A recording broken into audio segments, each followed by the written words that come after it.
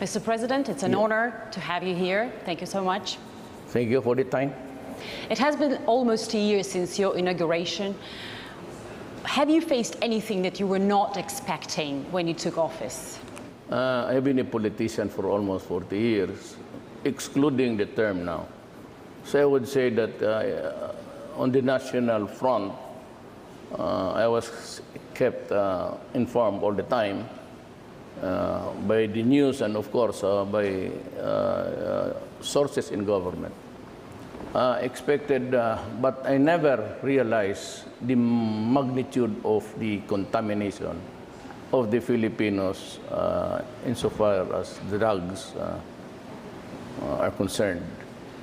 So we hear that 4 million people. Yeah, right? It used to be just a problem there, problem. I thought that it was just like Davao. I may have one case now, then probably two. But it was a very constant happening every time.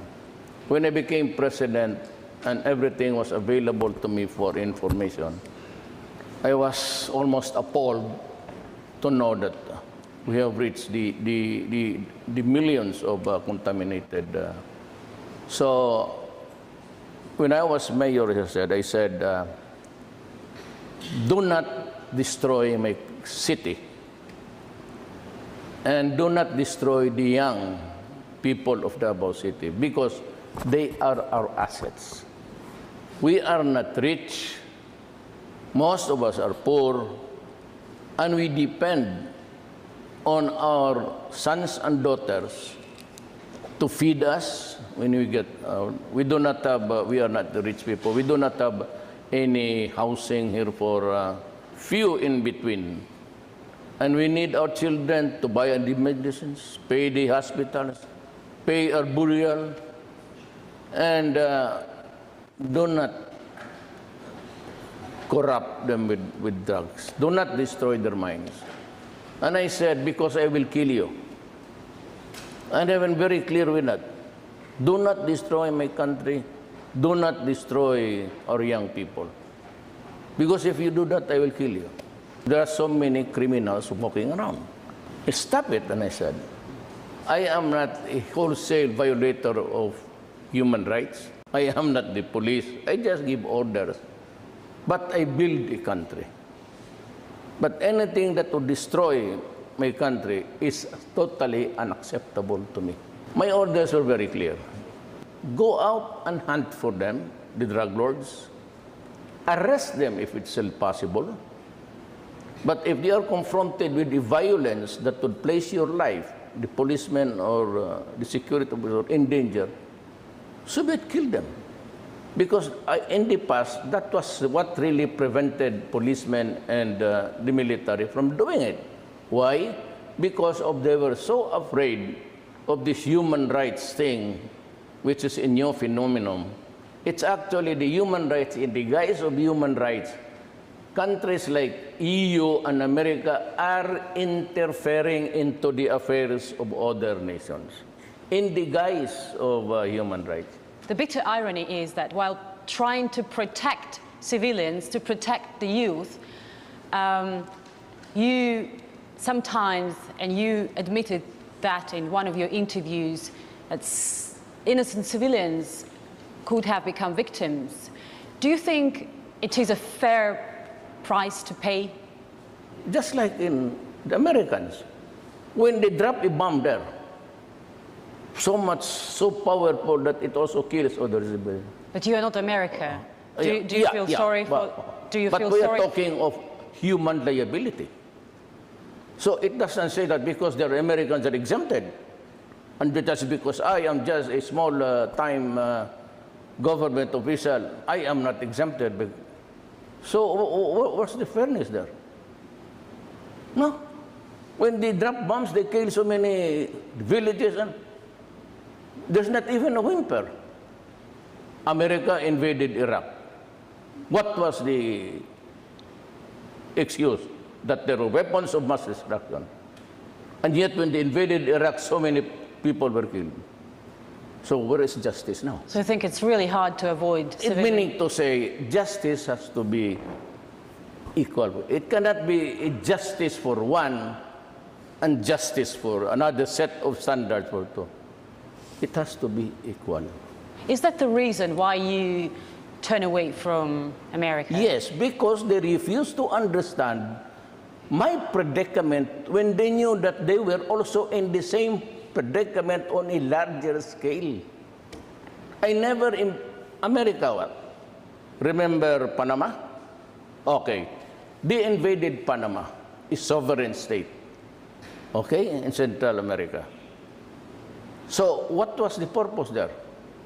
They went inside, seized the country, arrested the president, brought him outside the country, placed him in a detention cell in New York. He faced a trial federal court and is convicted. What happened to the invasion? And what was the reason? Drugs. You invade a country. Me, I'm just fighting the criminals in my country. I never invaded a country. You have to look at it this way. There is so much incongruity in the principles that are being followed by nations. The powerful ones, they can invent this weapon of mass destruction. Oh, we can invade your country. Me, I never touch anybody. I do not even go to the United States. And then they criticize me for the criminals that I have killed. Your relations with the previous U.S. administration were far from perfect. Will you give Trump's administration a chance? I think that Trump he's very good. He's a regular guy. He's pragmatic, very practical. The previous administration was a source of irritation and source of so many conflicts, not really in terms of war, but in terms of relationships. The other administration destroyed all of this, the goodwill and even relationships with Russia and relationships with the Philippines. And it's not an easy job to be just, when there's a new guy in town, you just say everything is forgotten.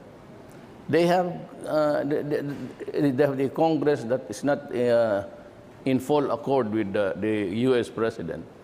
And they're still fighting right now, threatening even to impeach President Trump.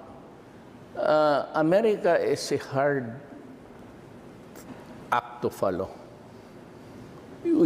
Sometimes you are in good terms. For example, Trump, he says that he agrees with me.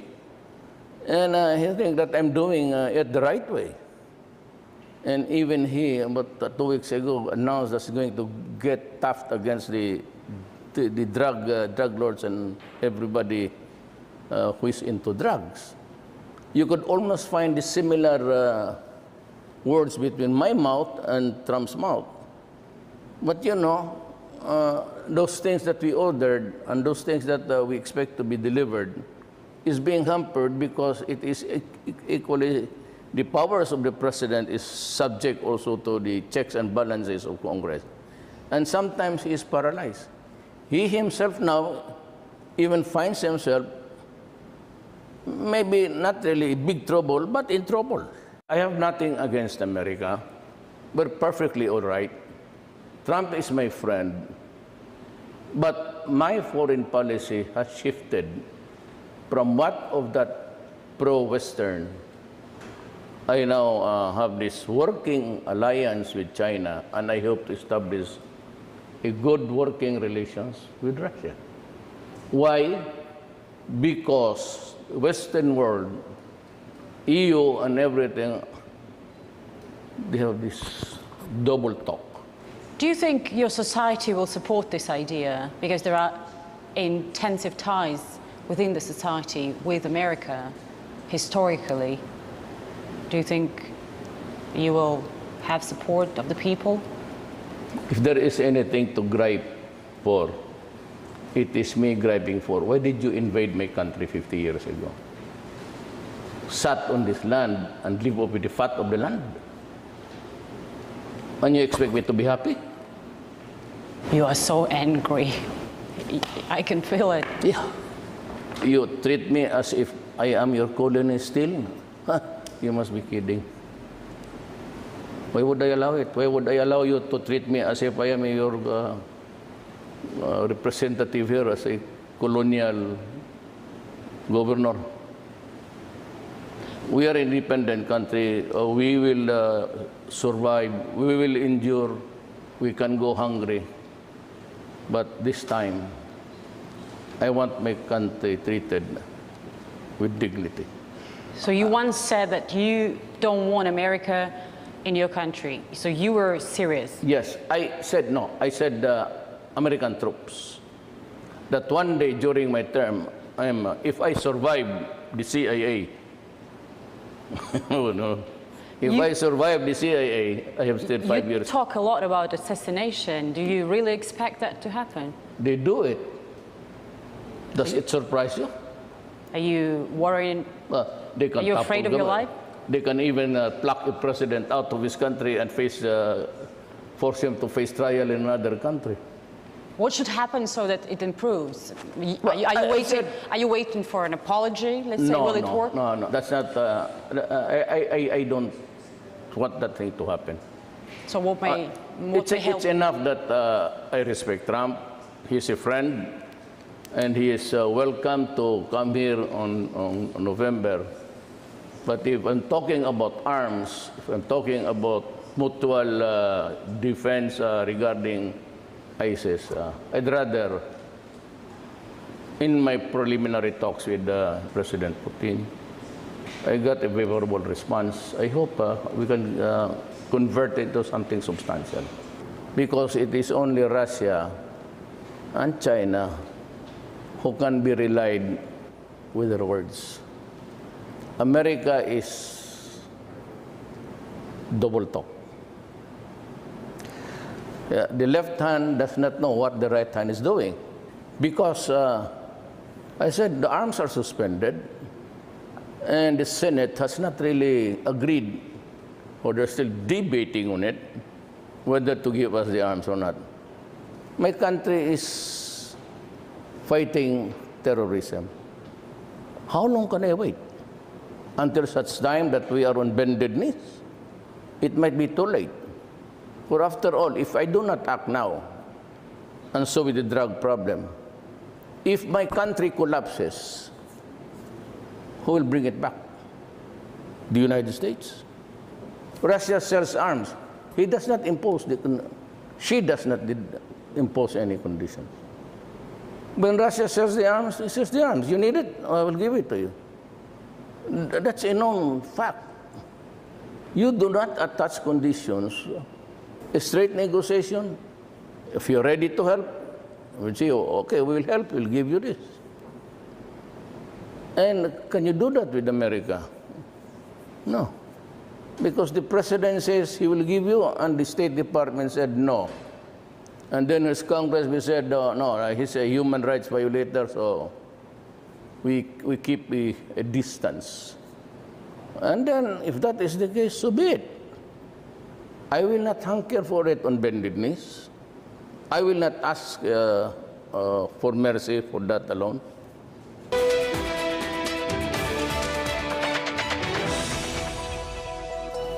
Welcome back. We can now bring you the second part of our exclusive interview with the Filipino President Rodrigo Duterte, in which he touches upon some of the security issues facing the world at present and also gives a personal account of the abuse he suffered as a child.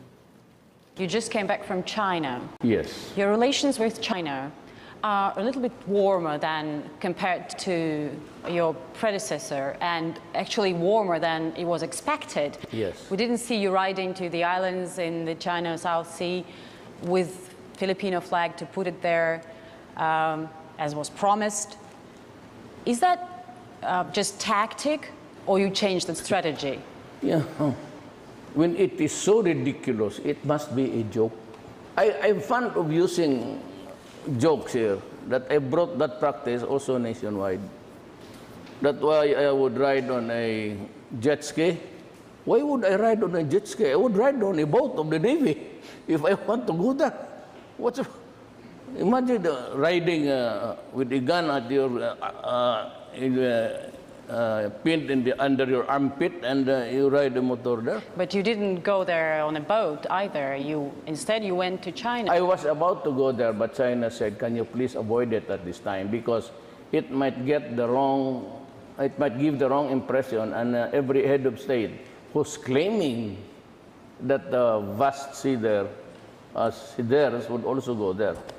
And out of respect of my friendship with China, I said, okay. So But that thing about, forget it, do not erase it from your mind. It's all joke. I said, if I go there as president, I will ride on a navy. I understand. Of course, it was a joke, but it showed what kind of policy you are going to conduct towards China, and people expected some tough policy. Do you expect me to fight China? And what? Do I have the cruise missiles to hit them? Do I have the missiles to launch from this? So what will happen? It's going to be a massacre. Never mind about the insistence of the arbitrary. At the end of the day, it is this. It is, you say it is yours, and I say it is mine. And okay, and he would, the other guy at the bargaining table will say, okay, it is yours.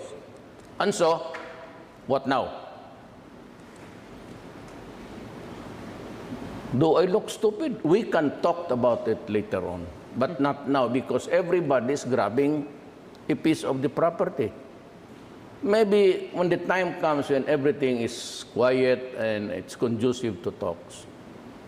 And they said that they mentioned about joint venture, but not now. No hard sell now. I realize that, and because sometimes of the high-handedness of America in treating its friends as if we are not friends.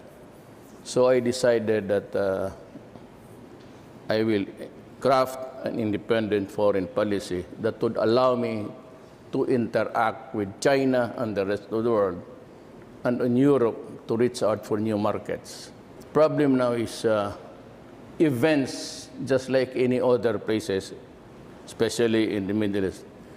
The radicalism, the extremism has overtaken us. Just like in the Middle East, it used to be a problem of Iraq, and the United States went there to declare war for no reason at all, except the weapons of mass destruction were there, then undermined Libya, and you have this problem now. So, and the usual entreaties of talking about peace has been overtaken by the extremism now prevailing in the world. Same thing here. The ISIS has established a base in my country and down south, and we are fighting terrorism, just like any country. And we need the arms. And suddenly, those senators of the U.S. Congress said that they will not proceed with the exportation of selling the firearms. And I said, no problem. I can always go to China, to Russia, to plead my case. And I said, you would understand, because they are also suffering from terrorism. They are talking of a worldwide problem.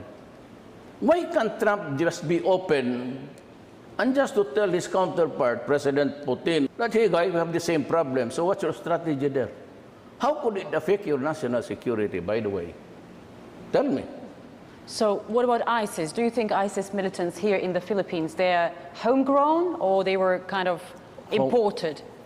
There are so many Caucasians looking. We have captured or killed about 6 already. And they are from the Middle East mostly. Okay. And how are you going to fight the terrorists and this task that so many countries actually fail to deal with? Well, not really fail, but put it under control. It's a state of the mind which cannot be erased easily. In every generation, there is always a serious problem to solve. And so you have to be serious about it. And sometimes not go beyond, but in excess of what is really called for, because you want an assurance that your country is safe. If we have to kill an extra guy to make it more safer, then do it. My God, do it. And if they would 100 more killed and 100 more safer, if you are a leader and you don't know how to solve it, you must be, you do not deserve, I should not be serving. Maybe what I can really say is that I do not need the presidency at this time of my life. I'm 72 years old. As president, I have to preserve and defend the Filipino nation. And I will exactly do it, whatever be the price, whatever be the cost. It's my solemn duty to see to it that my country is really what it should be, a peaceful and comfortable place to live in. Can I ask you a personal question? Yes. 2 years ago, you shocked the media, revealing that you had been molested by a priest when you were 14 or 15 years old. And then later you even identified that priest. Yes. He was an American national. Correct. Not only I, the whole class. 2 generations up and 2 generations down. All of us. You were 70 years old at that time. Why would you make that confession like more than 50 years later? The abuses of the priests are being filmed everywhere. There was an Italian underground film, and I am sure you saw that, a priest running naked over there. And they don't really bother to investigate. There is no condemnation, nothing. The shoulder of the priest and the religious people doing the shenanigans, well, it is as if it's just a part of the show of the night. Is it liberality? Is it because you do not want to condemn your own countrymen? Or is it because the victims were just natives?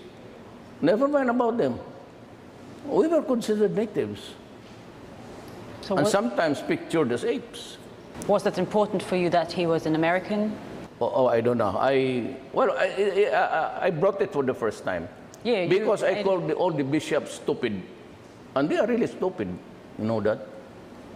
Because there is a book here which also exposes their shenanigans, and it's called Altar of Secrets. And may I have a copy? I'll give you one. Okay. It was wrote by a narrator of the Bishops' Conference.